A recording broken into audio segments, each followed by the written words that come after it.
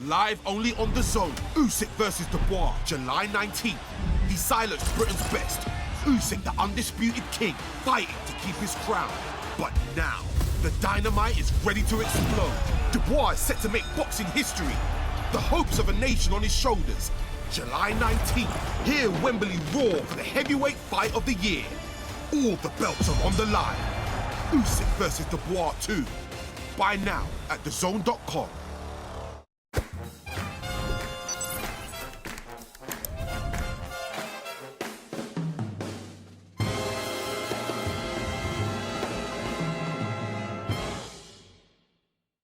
This is Kuhn Cassius for IFLTV. Delighted to be joined by Mr. Gareth A.Davies. Gareth, how are you? Very well, thank you, and still feeling the thrills from last night. What a stunning, stunning win by Mr. Untouchable, Oleksandr Usyk.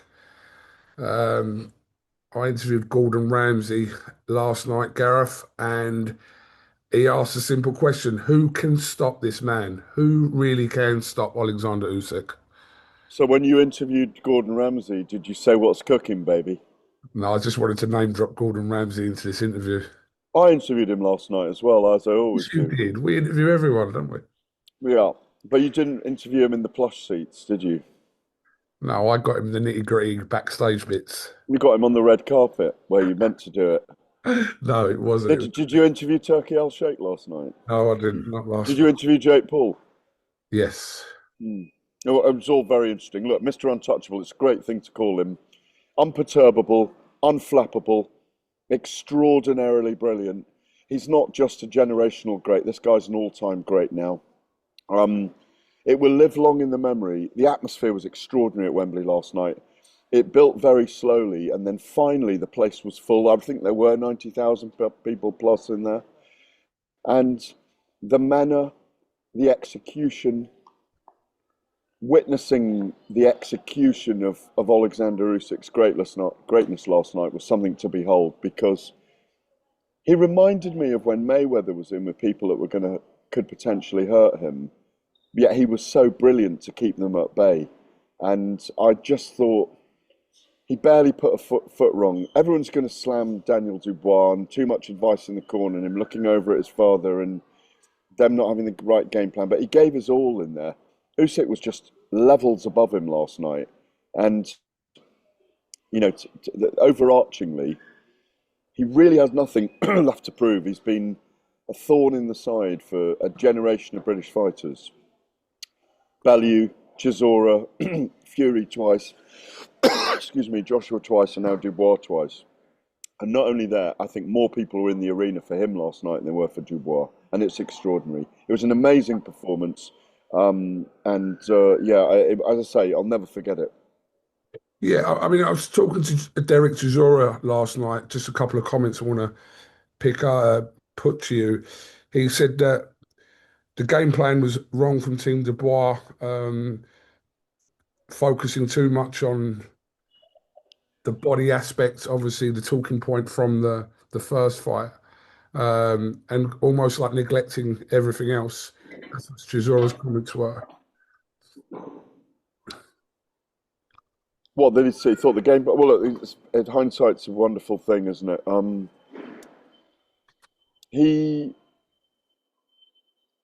Usyk knew he was going to come forward and be very aggressive, and therefore he jumped into the space. He jumped into the space and countered very quickly, very early, all the way through it. And just dominated. He was one step ahead of them. He was one step ahead of them coming into the fight. And he was one step ahead of him the whole time during the fight. He might have even suffered a low blow that he didn't even respond to during the fight, which was funny. Not funny, but it was ironic. I just think we know how good everyone talks about Tyson Fury is when you're sparring him or when you're fighting him, and he went 24 rounds against Tyson Fury without really being hurt. And I think those two are on a different level in this era to everyone else. And look what Usyk did against Fury. You have to make those comparisons. Have a look at the mountainside and where people belong on the mountainside. Gareth, I've been subbed in here. Coogan's just had to. What, the Romford Ruffin? What, the Romford Ruffin's taken over from Coogan? I don't know about the Romford Ruffin, but yeah. Look, I heard part of that, Gareth. Yeah, yeah. Let's just talk about Daniel Dubois and his demeanour in there. Yeah, what did you make of certainly how he come out? Because he come out fast, but it just seemed like Oleksandr Usyk negated the jab straight away and just took over in the second and third round. He did. He got trapped once early in the fight, didn't he? Do you remember? Right on the ropes, and you could see Usyk's body go, "Oh, I don't want to be here. This is where I really can't be." And he slipped in and under. He got a big right piston right hand came in. Do you remember from Daniel? Which is where he wanted to get him on the back foot, and he slid along the ropes and out of trouble. And we didn't see him on the ropes after that. We saw him in the centre of the ring. I always said I thought they'd meet in the centre of the ring. Daniel, and the other thing about Daniel is there's not a lot of lateral movement when he comes in, and Usyk's lateral movement all the time, head movement, the fencing right hand wand all the time, making shapes, trying to create, and his feet moving in different directions to create angles for that left hand, for his openings. He hit Dubois with almost every single one of his array of punches, from jabs to, I thought it'd be a left hand knockout in the end. I mean, I thought it was going to come in the fourth actually, but he definitely demoralised Dubois, and that's exactly how I thought it would play out. But it played out quicker. I thought he would take over from 6, 7, 8 onwards. Yeah, look, a lot's been made of what's next for Usyk, who's going to be this last opponent. Can it, hopefully, for him and the nation, be in Ukraine? But what's next for Daniel Dubois now? Does he go back rebuild? Does he go straight into another big fight? Because he's there. Yeah, I think so. Maybe he fights a Fabio Wardley or a. I'm trying to think. I haven't really thought too much about who he fights next because he'll want to lick his wounds after that. He didn't seem heartbroken by it. I think he did give his all. I think he's up against a generational great and an all-time great. You've got to put that in context. I think Usyk did break him down by the time he stopped him. I don't think he wanted to be there anymore, even though he did hit him very hard with that final punch and talked across his chin. Look, there's an array of heavyweights out there for him to fight. Look, he's beaten Hrgovic. He has beaten Joshua. Do you put him in with a Kabayel? Do you put him in with... Frank's got a ton of heavyweights. He'll probably need a tune-up next. But again, anyone apart from the top 4 or 5, he might end up knocking out again because he's a knockout merchant. He had 22 knockouts from his 23 wins before anyway. I'm undecided on who at the moment. I haven't really... I could pull up. Let's have a look. Let me have a look at the... Someone like Lawrence Okoli, Gareth, who was on the undercard last night, got a good win against Kevin Lerena. Yeah, he did. He did get a good win against Kevin Lerena, and pause for a screaming child. Look, Kevin Lerena. I thought it was quite a turgid affair. I gave Okoli every round. But yeah, Coley could be a guy, but that's the trouble is with Lawrence. I've described him like a shop front burglar with a brick in his right hand, and that's how he fights, smash and grab. And I don't think it's ever going to change. He's such a big man; he's hard to get close to. Again, lateral movement is the thing that will get you close to Lawrence Coley. I see Kevin's put a message out today saying he's disappointed with his performance. But yeah, that's not a bad shout. But I think Coley's chasing an Ajit Kabayel fight, isn't he? That's what he's been saying all week. I just pulled up that.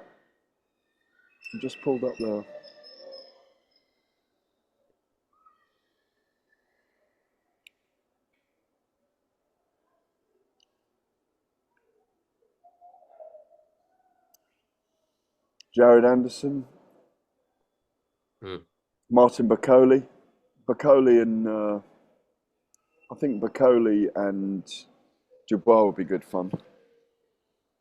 Yeah, that'd be But in a way, hard hitting he's not the action. story. But he's not the story this morning. The story is Oleksandr Usyk and where he sits in the pantheon, where he sits in the greatness of time. Whether he could have beaten Muhammad Ali, born on the same day, same size, same dimensions, southpaw and orthodox, obviously. But whether he could have withstood a prime Mike Tyson for 6 rounds. And then taken apart. Whether he could have beaten Holyfield, whether he could have beaten Lennox Lewis We spoke to Lennox yesterday, Gareth, after the fight, afterwards. Oh, good, because he'd and backed Dubois to win on by knockout, hadn't he? he said he's gutted that he's not in this era because he would have loved to have stuck it on Oleksandr Usyk, and But obviously maybe he wouldn't have, because he wouldn't have been able to lay a glove on him. potentially, and that's the sort of level of heavyweight we're looking at now in Yeah, Oleksandr Usyk, yeah, isn't it? yeah, yeah. I had him at 7 in the world before this fight ever, pound for pound in the heavyweight division. But you could realistically move him up to 3 or 4 if you wanted to. Would he have beaten George Foreman? Would he have beaten Larry Holmes? He's got the skills, you see, and he gets better as the fight goes on. He works people out. He was an assassin last night. He was the ultimate assassin. Well, what was staggering last night for me was that given there were 90,000 in there, probably just under half of them for Dubois by my noise barometer. There was a lot of noise when people said a third fight with Tyson Fury, wasn't there, in the arena?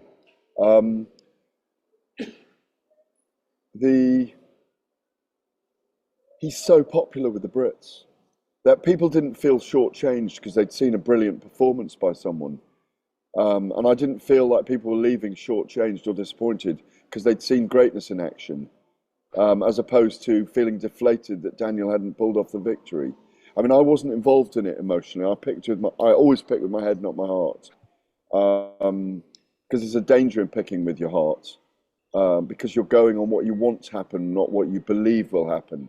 And I always thought that Usyk would have too much technically and eventually mentally for Daniel. But as I say, I didn't think it would come that quickly. But you could see after 2 or 3 rounds that Usyk was really on. He was on point. He was alert. The radars were all up in every facet of his game. His speed was there. He was concise, precise. And it was just brilliant. It was just compelling from him. It was like watching a master at work. Gareth, whilst the headlines were taken up by Oleksandr Usyk, and rightly so, it was a whole day of news stories. Certainly coming from Boxfest, which I saw you at, and you've done a great job at. Tyson Fury. He said that What, looking like Clint Eastwood, or he reckoned the Lone Ranger, but I thought he was more I of a loved Clint it. Eastwood. I must admit, I loved what he wore. But yeah, he said he's going to bet £1 million that Jake Paul would knock out Anthony Joshua. And then we spoke to his dad, and he quite heavily disagreed with his son Tyson. And I quote said Anthony Joshua could knock out Jake Paul with his dick. Um, Was it? Oh, really? I didn't know that. yeah, so quite contrasting views there from the father and son. But then we see Jake Paul ringside facing off with Oleksandr Usyk, saying that the fight with AJ's done. Where do you stand with all this, Gareth? Well, I was lucky enough to do a lot of interviews last night. I spoke to Turki Al-Sheikh. Look, I hadn't said that even properly then. I spoke to Jake Paul last night. I spoke to Oleksandr Usyk. I spoke to Tyson, obviously, because I was on stage with him for 20 minutes. Couldn't get a word in edgeways, but that didn't. Not that matters. He was so on form. In Little fact, sing song as well. on form and in song, yeah. And the funny thing was about that, the minute he came out, he really is a superstar. Because the minute he came out and that place erupted, I wanted to ask him. He took the words right out of my mouth. Must have been while you were. Basically, he was saying, "God, I've missed this. I've really missed this." And that's exactly what I was going to ask him. Have you not missed this? The adoration from the fans that love his mental health story and his boxing skills and the journey he's been on. And it was an absolute pleasure for me to be back up there on stage with him, because I haven't been up on stage with him for a couple of years. And we've had our ups and downs in that time. Not really big up, not really big downs, but he's been harder to get nearer to and harder to approach. And also John came up on stage at the end of it, and I think Tyson made that joke when we were up on stage before you all did, or maybe you'd already spoken to him, but he was saying, I said, what happens to Jake Paul and Anthony Joshua? He knocks him the fuck out. So I spoke to Turki Al-Sheikh. I spoke to recap, I got Jake Paul just after he'd been chatting. Jake Paul, Joseph Parker, and Oleksandr Usyk together.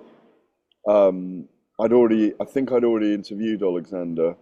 I said, the people love you here. We love you. People love you here. And I said, you're in the conversation about the all-time greats now, and he's so modest. Nothing really gets him. So is Tyson in reality. You know that, but he just does this bluster thing where he goes on one, gets his trumpet out, and he starts to go, and then the foghorns come in, and then the noise is made. But Jake Paul said, I said, were you just calling Oleksandr out then? He said, yeah, I was calling him out in an MMA fight. And then in the plush seats with his partner, I asked him in the front row on the VIP side, I said, so is Joshua made? And he said, yeah, it's going ahead. We're definitely talking about it. And I want to fight at Wembley. I love this. I want to fight at Wembley Stadium. And then I spoke to Turki Al-Sheikh, and I said, is that a reality? He said, yep, we are talking. We will make it happen. And he also said, he reiterated about getting rid of pay-per-view. And I also asked him about the Fury chat on FaceTime when we were all in Istanbul with Tyson Fury. And he reiterated that and said, yeah, we've got big things coming, believe me, we're still talking. So, like you say, it was a big melting pot last night for so many different things. And capping it, sitting on top of the mountain, was the king, King Oleksandr Usyk, the Cossack, the dancing cat, the man who seemingly is unbeatable. Yeah, let's just finish on Oleksandr Usyk. One last thing. 90,000 people in there last night. Big chunk of them were Ukrainian. It was a real 50-50 crowd in there, which was good to see. It was. But whether you were a Dubois fan, whether you was an Usyk fan, whether you just come for a night out, everyone left amazed with what they'd seen, with not just a generational great, an all-time great in Oleksandr Usyk. And I probably can speak for you, Gareth, in that. Go on and speak for me. We both felt privileged to be there and see him. Yeah. No, absolutely. No, you're spot on. I mean, it will live. Excuse me. It will live in the memory forever.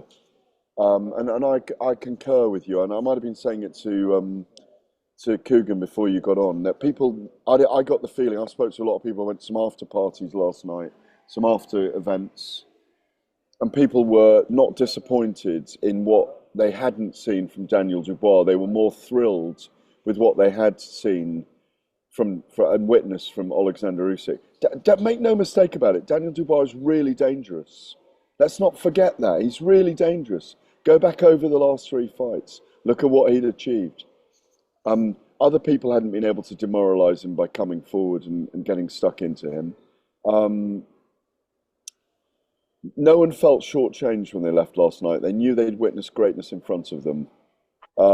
Like you say, I completely agree that we're watching an all-time great here. It's where we place him in the pantheon. I've just thrown that out there a little bit, where I think he certainly lives with the top 5 or 6 heavyweights of all time. I agree with the crowd. I thought the crowd was slightly skewed in his favour, actually. It was like yesterday. We were just talking to hundreds of people. Everyone was in a great mood. It's like a boxing festival yesterday, being at Box Park in the afternoon. I had the privilege of interviewing Hamza Shiraz up there. People love Hamza, and I love that about our boxing fans. He's of Pakistani origin. He's a kid, like he says, I'm just a kid from Ilford, and that is what he could be like you, any kid from Ilford, and that is what he's like. And I love his dad, Cameron. I love the fact he was a fast bowler that bowled out the West Indies. We're going to go and do a net. Hamza, his dad, Adil. You should come along. Do you play cricket or not? No, I don't, Gareth. Okay, well you can come and umpire. Okay, yeah, that's You all. can come and umpire in the indoor school at Lords. I'll come and film it, mate. I'll come. Yeah, you can. There you go. Come and film it. There they go. We film stuff. I found that you finally found a use for me, mate. Yeah, I've suddenly realised that what you ought to do is film stuff.